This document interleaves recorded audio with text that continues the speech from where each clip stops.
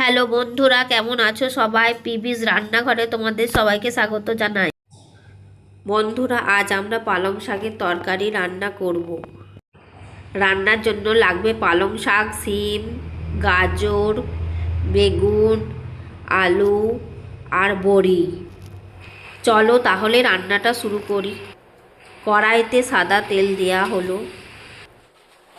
কড়াইতে তেল গরম হয়ে গেলে বড়িগুলোকে আস্তে আস্তে কড়াইয়ের তেলে দিয়ে দিলাম এবং নাড়াচাড়া করতে করতে বড়িগুলো যখন লাল লাল হয়ে গেল তখন আস্তে আস্তে বড়িগুলোকে একটা পাত্রের মধ্যে তুলে নিলাম।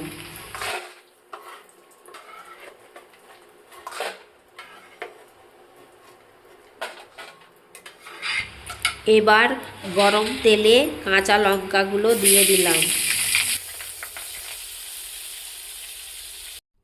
ফোড়নে তেজপাতা ও 5 ফোড়ন দিলাম।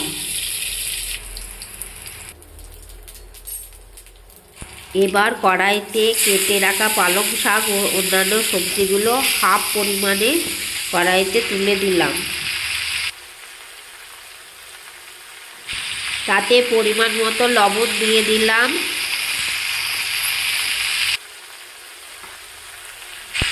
কড়াইয়ে সবজিগুলোকে খুন্তির দ্বারা ভালোভাবে নাড়াচাড়া করে নুনটাকে মিশিয়ে দেওয়া হলো এবং বাকি সবজিগুলো কড়াইতে তুলে দিয়ে ঢাকনা দিয়ে ঢেকে দেওয়া হলো মিনিট 15 জন্য।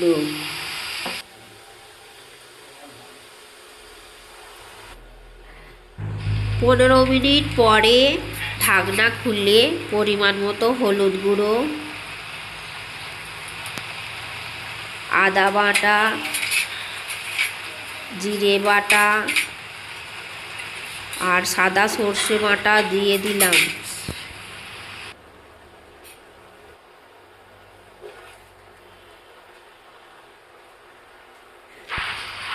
পালং শাকের তরকারিটা ভালোভাবে কষানো হয়ে গেছে।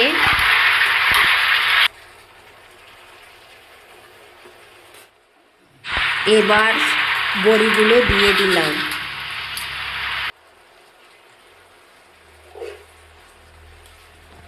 খুন্তি দিয়ে ভালোভাবে বড়িগুলোকে সবজিগুলোর সাথে মিশিয়ে দিয়ে পরিমাণ মতো জল দিয়ে কড়াইটাকে ঢাকনা দিয়ে ঢেকে দিলাম।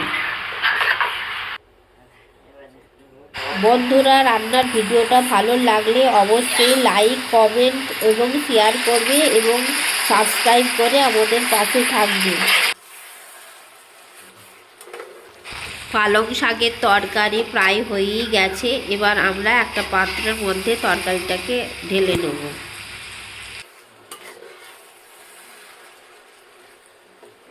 বন্ধুরা, পালং শাকের এই নিরামিষ রান্নাটি তোমরা বাড়িতে অবশ্যই ট্রাই করে দেখবে, খুব ভালো খেতে লাগবে।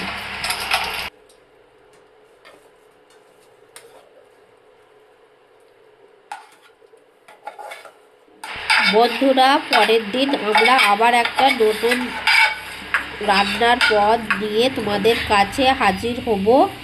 আজকে আমাদের ভিডিওটা আমরা এখানেই শেষ করছি।